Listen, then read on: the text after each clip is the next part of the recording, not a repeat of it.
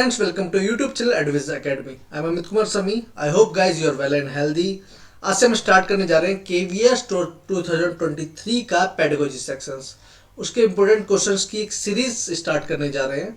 का ये पार्ट 1 है। अगर आपको ये वीडियो अच्छी लगे तो प्लीज़ इस वीडियो को लाइक कीजिएगा, शेयर कीजिएगा, इस चैनल को सब्सक्राइब जरूर कीजिएगा। आपके सपोर्ट की बहुत ज़्यादा ज़रूरत है। ठीक है, आप हमें ज्वाइन कर सकते हैं इंस्टाग्राम पर, फेसबुक पर, टेलीग्राम पर, और लिंक मैं डिस्क्रिप्शन बॉक्स में दे दूंगा।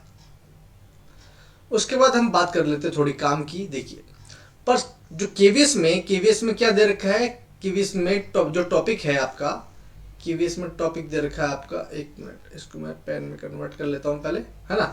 देखिए, केवीएस में जो टॉपिक दे रखा है वो दे रखा है perspective on education and leadership. ठीक है, शिक्षा और नेतृत्व पर दृष्टिकोण। पीआरटी में ये 60 मार्क्स का है, टीजीटी एंड पीजीटी में ये 40 मार्क्स का दिया है। ठीक है, तो आपको भी बहुत अच्छे से पढ़ने की जरूरत है। तो स्टार्ट करते हैं क्वेश्चंस। ठीक है, चलिए, पहला क्वेश्चन बहुत इजी है। देखिए, साइकोलॉजी क्या है? Psychology is a science of soul, science of mind, science of consciousness और साइंस ऑफ बिहेवियर। मनोविज्ञान क्या है? आत्मा का विज्ञान है, दिमाग का विज्ञान है, चेतना का विज्ञान है, व्यवहार का विज्ञान है। तो हम सबको पता है कि जो साइकोलॉजी है, मनोविज्ञान है, वो व्यवहार का विज्ञान है। So D is the right option. Wait a minute, मैं इसमें देख लेता हूँ किधर है। यस, ये रहा।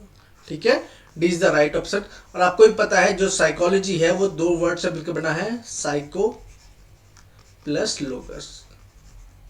ठीक है, लोगस मीन्स होता है स्टडी, किसी भी चीज की स्टडी। ठीक है, एंड साइकी, पहले ही इसका मतलब था आत्मा का ज्ञान, उसके बाद कन्वर्ट होके जब थोड़ा सा और हुआ, प्रोग्रेस हुआ, तो हमें लगा कि ये मन का अध्ययन है। क्या है?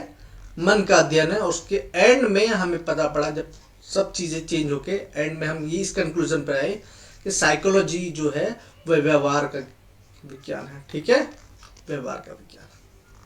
समझ में आ गया? चलिए, देखिए, नेक्स्ट क्वेश्चन है, pedagogy is the study of education, guiding students, learning process, teaching methods. तो हम सबको पता है कि पेडागोजी जो है वो है teaching methods, is the study of teaching methods. बच्चों को किस तरीके से अच्छे से हम ज़्यादा से ज़्यादा अच्छे से तरीके से हम समझा सकते हैं, सिखा सकते हैं, उन्हीं मेथड्स को पेडागोजी कहते हैं। वही मेथड्स हमें सीखने होते हैं। नेक्स्ट क्वेश्चन है आपका, विच of the following statement is not true? जो सही नहीं है वो बताना। देखिए, growth is a biological process, बिल्कुल सही बात है, ग्रोथ एक बायोलॉजिकल प्रोसेस ही है। नेक्स्ट है, development is a quantitative process, बिल्कुल गलत बात है। जो डेवलपमेंट है वो क्वालिटेटिव प्रोसेस है। क्या है? क्वालिटेटिव। तो this is not true, so this B option is correct. ठीक है, development is a quantitative process is the right option. Next question हम देख लेते हैं। नेक्स्ट क्वेश्चन है, which is the stage from 2 to 6 year card? 2 से 6 वर्ष की अवस्था को क्या कहते हैं? तो इस देखो, 2 से 6 वर्ष की अवस्था को हम बोलते हैं पूर्व बाल्यावस्था, पूर्व बचपन अवस्था। ठीक है, या फिर अर्ली चाइल्डहुड। ये तो मैंने बता दिया 2 से 6 वर्ष के, लेकिन ये मैंने पूरा एक आपको दे दिया है बना के। ठीक है, आप चाहें तो इसको स्क्रीनशॉट कर सकते हैं और बाद में चाहें तो और किसी में भी देख सकते हैं। देखिए, लेकिन आपको मैं बता दूं कि ये फिक्स नहीं, क्योंकि अलग अलग फिलोसोफर ने कुछ आगे पीछे किया है। तो आप ये मत बोलना कि आपने तो ये बोला था, थोड़ा आगे पीछे है। हर किसी ने थोड़ा बहुत आगे पीछे कर दिया है, लेकिन मेनली यही चीजें हैं। ठीक है, अगर हम नेक्स्ट देखते हैं, नेक्स्ट क्वेश्चन देखिए। नेक्स्ट क्वेश्चन है, अकॉर्डिंग टू जॉन डेवी, ठीक है, school must prepare student for. देखिए, ये एक समाजवादी व्यक्ति थे। ठीक है, और बहुत इंपॉर्टेंट रोल रहा है जॉन डेवी का। अब उन्होंने कहा है कि जॉन डेवी है, स्कूल मस्ट प्रिपेयर, बच्चों को किस चीज के लिए विद्यालय प्रिपेयर करे सबसे ज्यादा? तो वो प्रेजेंट लाइफ के लिए। क्या वर्तमान जीवन के लिए तैयार करना चाहिए बच्चों को, ये इन्होंने कहा है। ठीक है, और उन्होंने कहा है कि शिक्षा मुख्य रूप से सामाजिक संपर्क से आती है। ठीक है, जितना बच्चा एनवायरनमेंट में घुले मिलेगा उतना ही उसके माइंड का डेवलपमेंट होगा और वो शिक्षित होगा। ठीक है, नेक्स्ट क्वेश्चन देखिए, जॉन डिवी से ही रिलेटेड है, बहुत इंपॉर्टेंट क्वेश्चन है। देखिए, according to John Dewey school is a dash institution and education is a process. So according to John Dewey school is a social institution and social process, education is a social process. So A is the correct option. ठीक है, John Dewey के अनुसार विद्यालय एक सामाजिक संस्था है और शिक्षा एक सामाजिक प्रक्रिया है। नेक्स्ट क्वेश्चन देखिए, नेक्स्ट क्वेश्चन है आपका,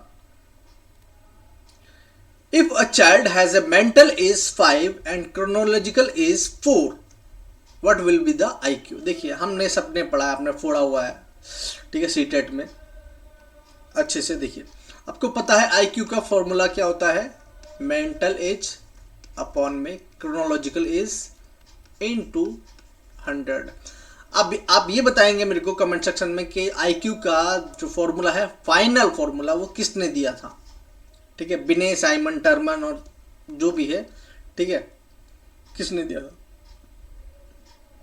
अब देखिए, मेंटल एज हमारा क्या है, 5, 4 इंटू 100। आप तोड़ देंगे इसको, मुझे भी पता है। देखिए 25, आंसर इज 125। सो इसका करेक्ट ऑप्शन इज 125। किसी का भी निकाल सकते हैं आप, बहुत इजी है।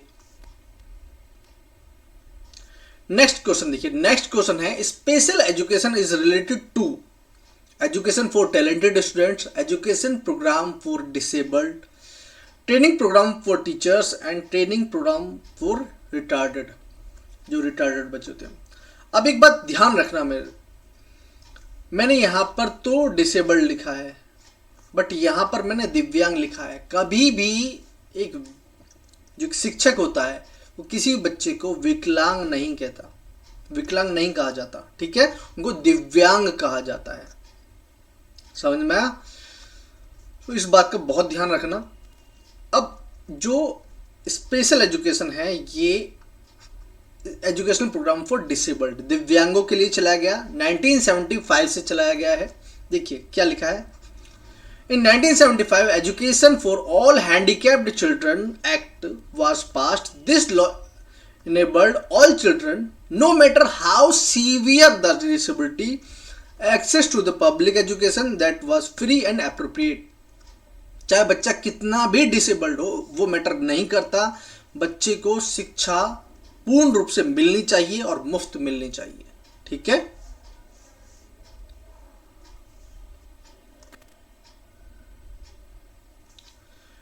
देखिए नेक्स्ट क्वेश्चन है, which type of evaluation identifies learning deficiencies and difficulties the learner। देखिए, किस प्रकार का मूल्यांकन शिक्षार्थियों की सीखने की कमियों और कठिनाइयों की पहचान करता है। तो ये करता है नैदानिक, डायग्नोस्टिक मूल्यांकन। ठीक है, जो डायग्नोस्टिक मूल्यांकन है, वेट अ मिनट, मुझे थोड़ा सा इसको, बहुत पॉइंट बहुत माइन्यूट है, उसको देखने में बहुत थोड़ा देखना पड़ता है। ठीक है, अब उतनी प्रैक्टिस नहीं अभी। सो डायग्नोस्टिक, नैदानिक जो मूल्यांकन है, ये हमें बताता है कि शिक्षार्थियों की सीखने की कमियों और कठिनाइयों की कैसे पहचान की जाती है। अब देखिए नेक्स्ट क्वेश्चन, नेक्स्ट क्वेश्चन है, the people grow older, the dash of learning decline. क्या क्या पावर डिक्लाइन होती है, स्पीड डिक्लाइन होती है, क्वालिटी डिक्लाइन होती है, क्वांटिटी डिक्लाइन होती है। सो स्पीड डिक्लाइन हो जाती है मेरे भाई। ठीक है, स्पीड डिक्लाइन हो जाती है। जैसे जैसे हमारी एज बढ़ती जाती है, हम उतनी स्पीड से नहीं ग्रैब कर पाते, इसलिए कहते हैं कि बच्चे बहुत जल्दी ग्रैब कर लेते हैं और काफ़ी टाइम तक वो रिटेन भी रहता है। ठीक है, आप आज भी जो एग्ज़ाम देते होंगे, आपने खासकर देखा होगा कि आप वही चीज़ें लिखते हैं जो आप स्टार्टिंग से लिखते हुए आ रहे हैं। उसमें थोड़ा बहुत मॉडिफिकेशन हुआ होगा, बट उतना नहीं हुआ जितना होना चाहिए या हो सकता है।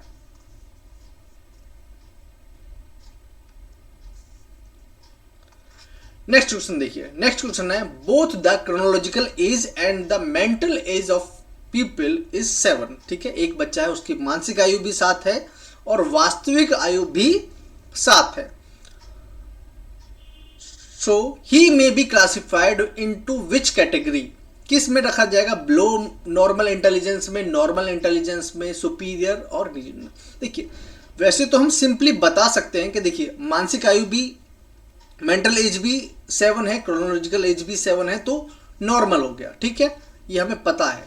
बट देखिए हम इसको दूसरे तरीके से पहले निकाल के देखेंगे, फिर बताऊंगा मैं किस लिए बोल रहा हूं। मेंटल एज 7, देखिए mental as 7, chronological age 7 into 100 cut कर दिया, कितना आईक्यू कितना है हमारा, 100 आया, सॉरी। ठीक है, आईक्यू हमारा 100 आया। अब देखिए यहां पर देखिए बिलो एवरेज जो होता है, जो आईक्यू होता है वो होता है 80 टू 89, एवरेज ये नॉर्मल होता है 90 टू 109। देखिए 100 जो है वो 90 टू 109 के बीच में आता है, इसलिए नॉर्मल है। सुपीरियर कब होता है, जब 120 टू 129 होता है, और जीनियस होता है जब 120 प्लस होता। इसको बहुत अच्छे से ध्यान से देखने की जरूरत है, तो इसलिए मैंने ये चीज करके बताई आपको, ताकि आप इस चीज पर ध्यान देने के साथ साथ इस चीज पर भी ध्यान दें कि आप आईक्यू निकाल कर पहले देख लें, उसके बाद चीजें करें। ठीक है, नेक्स्ट क्वेश्चन देखिए, नेक्स्ट क्वेश्चन है which is different from the other 3 with respect to fine motor skill. ठीक है, आप देख सकते हैं dot joining, dictation and hand writing. ठीक है, एंड फोर्थ है separation of fruit and vegetables. हम सबको पता पड़ रहा है कि ये जो स्टार्टिंग जो थर्ड है, ठीक है, ऑल थ्रीज ये कितने हैं, ये किस चीज के लिए है, ये लिखने से रिलेटेड है, जितने भी हैं। डॉट जॉइनिंग हो गया, डिक्टेशन हो गया, hand writing, but separation of fruit and vegetables ये अलग है। So D option is correct.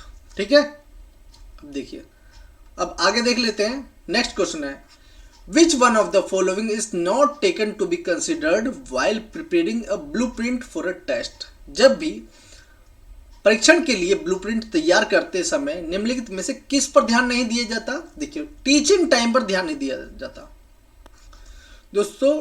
Teaching, देखिए बच्चे को समझाने में कितना समय लग सकता है, इस पर ध्यान नहीं दिया जाता, क्योंकि जब तक बच्चे को समझ में नहीं आएगा हम आगे नहीं बढ़ेंगे। ठीक है, टीचिंग टाइम पर ध्यान नहीं दिया जाता।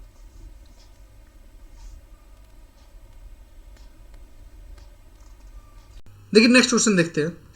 अकॉर्डिंग टू जीन पियाजे children develop abstract logic and reasoning skill during.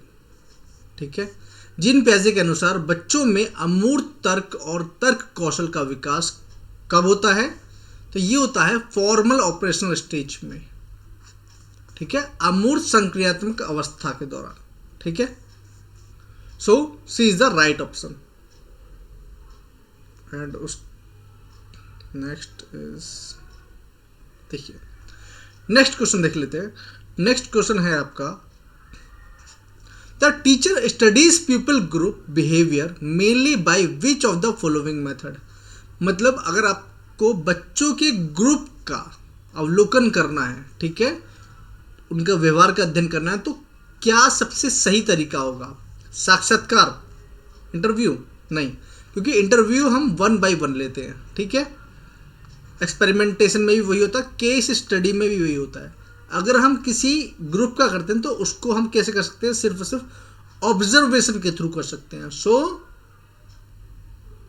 D is the right option, observation. अवलोकन से ही किसी ग्रुप के व्यवहार का अध्ययन किया जा सकता है। ठीक है, जैसे कि आपके पेरेंट्स आपको आपके ग्रुप में देखते हैं तो बता देते हैं, हाँ भाई आजकल तो तेरा माहौल ठीक नहीं है, बोलते हैं ना, वही है बस। नेक्स्ट क्वेश्चन देखिए, नेक्स्ट क्वेश्चन है अकॉर्डिंग टू जीन पियाजे children are no longer egoistic then entering.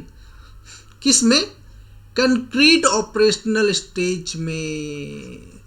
ठीक है, मूर्त संक्रियात्मक अवस्था में। देखिए कंक्रीट ऑपरेशनल स्टेज कौन सी होती है, 7 से 11 वर्ष की अवस्था, 7 to 11 ईयर्स। जब बच्चा 7 साल का होता है तो उसमें अहम केंद्रितता नहीं रहती है। ठीक है, इगोसेंट्रिक से हट जाता है। नेक्स्ट क्वेश्चन देख लीजिए। नेक्स्ट क्वेश्चन है the more part of your brain you use the more likely you are to dash information. ठीक है, आपके मस्तिष्क में जितने अधिक हिस्से आप उपयोग करेंगे उतने ही अधिक संभावना है कि आप जानकारी क्या करें, बनाए रखें, रिटेन करें। ठीक है, यस, रिटेन रखें, बनाए रखेंगे। आप जितना ज़्यादा अपने दिमाग का प्रयोग करेंगे, दिमाग की घोड़े दौड़ाएंगे, आप उस जानकारी को बनाए रखेंगे। नेक्स्ट क्वेश्चन है विच of the following is measured by continuous comprehensive evolution. निम्नलिखित में से किसे निरंतर व्यापक मूल्यांकन द्वारा मापा जा सकता है। व्यापक मूल्यांकन को होलिस्टिक डेवलपमेंट के थ्रू नापा जा सकता है। क्या? समग्र विकास। व्यापक मूल्यांकन को समग्र विकास के थ्रू ही मापा जा सकता है। So A is the right option. Next question देखिए। Advocated an educational method which considered of removing the children from. Rousseau, ये रूसो है। ठीक है, रूसो ने एक शैक्षिक पद्धति की वकालत की है जिसमें बच्चों को निम्न में से दूर करना शामिल था। सोसाइटी से, समाज से दूर करना शामिल था। ठीक है, याद रखना, इंपॉर्टेंट है। देखिए नेक्स्ट है who advocated removing children from their mother's care and raising them as a ward of the state। बच्चों को उनकी माताओं की देखभाल से हटाने और उन्हें राज्य के वार्ड के रूप में पालने की वकालत किसने की है? ये की है प्लेटो ने। ये प्लेटो साहब है। और एक बात ध्यान रखना, जो प्लेटो है और एरिस्टोटल है, इनकी जो इमेज है वो आपको कंफ्यूज कर सकती है, थोड़ा सा ध्यान से। ठीक है,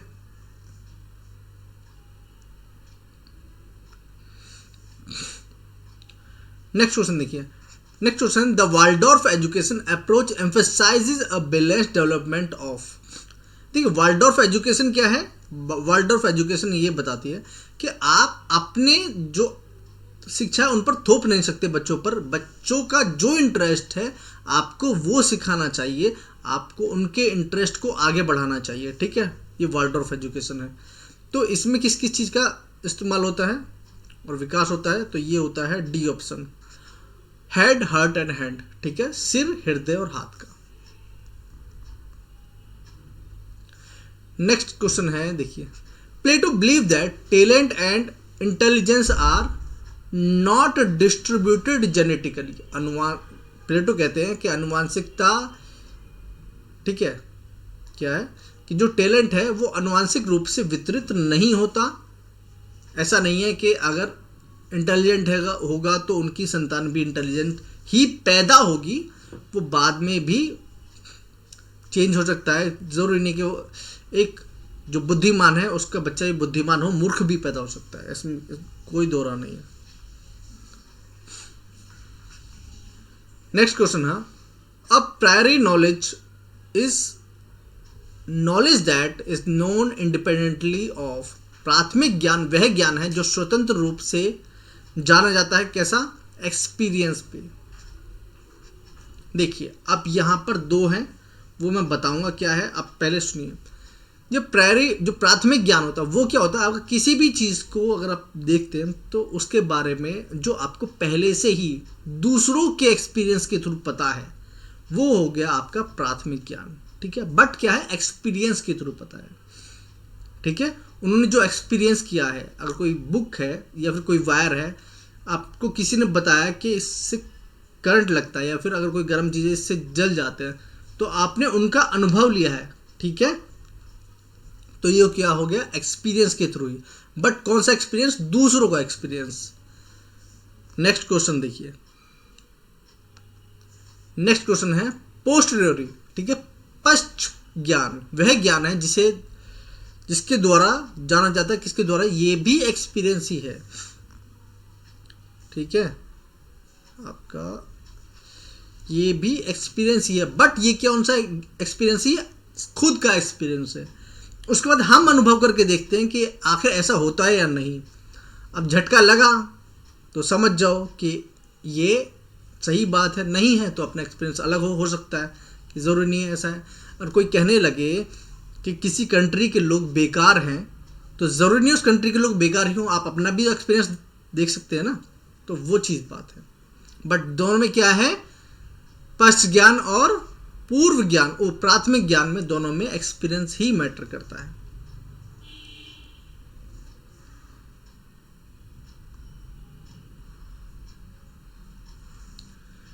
नेक्स्ट क्वेश्चन देखिए। नेक्स्ट क्वेश्चन है आपका, अकॉर्डिंग टू जॉन लॉक, ये जॉन लॉक है, a child mind does not contain any, ठीक है, a child mind does not contain any क्या है, ये है जॉन लॉक के अनुसार एक बच्चे के दिमाग में कुछ भी नहीं होता जन्मजात विचार, इन्नेट आइडियाज, इन्नेट आइडियाज, ठीक है, कोई भी जन्मजात विचार नहीं होता है। So D is the right option. Next देखते हैं। नेक्स्ट है आपका the philosopher who for the first time mentioned that importance of play, ठीक है, वह दार्शनिक जिसने पहली बार शिक्षा में खेल के महत्व का उल्लेख किया है। तो ये किया है एरिस्टोटल, अरस्तु ने, ठीक है। मैंने क्या बोला, प्लेटो और अरस्तु कंफ्यूज कर सकते हैं, मैंने इसमें यहाँ पर इमेज नहीं दी है, वैसे दी तो थी, पता नहीं कहाँ गई, ठीक है, चलो जो भी है, आपको पता पड़ गया ना। एरिस्टोटल, अरस्तु ने सबसे पहले शिक्षा में खेल के महत्व का उल्लेख किया है।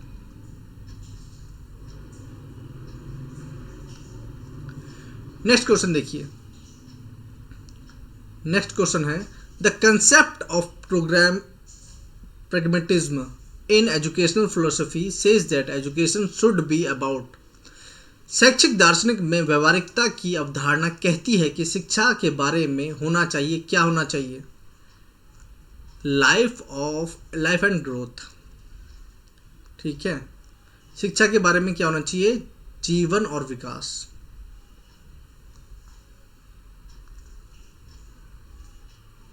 वेट ए मिनट, ये life and growth. The idea of practical learning means education should apply to the real world, है ना। व्यवहारिक शिक्षा के विचार का अर्थ है कि शिक्षा निम्नलिखित पर लागू होनी चाहिए, किस पर, वास्तविक दुनिया पर, रियल लाइफ पर होनी चाहिए। ऐसा नहीं है कि सिखा कुछ और रहे और एक्चुअल में उसका रियल लाइफ से कोई भी मतलब नहीं है, ऐसा नहीं होना चाहिए। आजकल चीज़ें चेंज हो रही हैं, हम भी समझते हैं, बट धीरे धीरे चेंज हो रही है, अभी काफ़ी चेंज होना ज़रूरी है। नेक्स्ट क्वेश्चन है, progressivism believe that education come from the experience of the, प्रगतिवाद का मानना है कि शिक्षा निम्नलिखित में के अनुभव से आती है। सो चाइल्ड के, बच्चों के अनुभव से आती है, बच्चे के अनुभव से आती है, ठीक है, चाइल्ड के अनुभव से आती है। And next question, the curriculum of education institute should be based on, किस चीज पर बेस्ड होना चाहिए, ये होना चाहिए आपका theory and practice.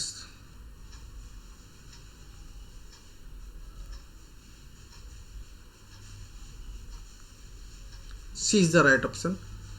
So is C, theory and practice. और यहीं पर आपके क्वेश्चन फिनिश होते हैं। ये आपकी पहली वीडियो है। अगर आपको ये वीडियो अच्छी लगी हो तो प्लीज़ वीडियो को लाइक करना, शेयर करना, इस चैनल को सब्सक्राइब ज़रूर कर देना। फिर से बोल रहा हूँ, थैंक यू सो मच। आपको ये वीडियो कैसे लगी बताइए। अगर कोई भी डाउट है इन क्वेश्चंस में तो आप कमेंट सेक्शन में ज़रूर बता सकते हैं।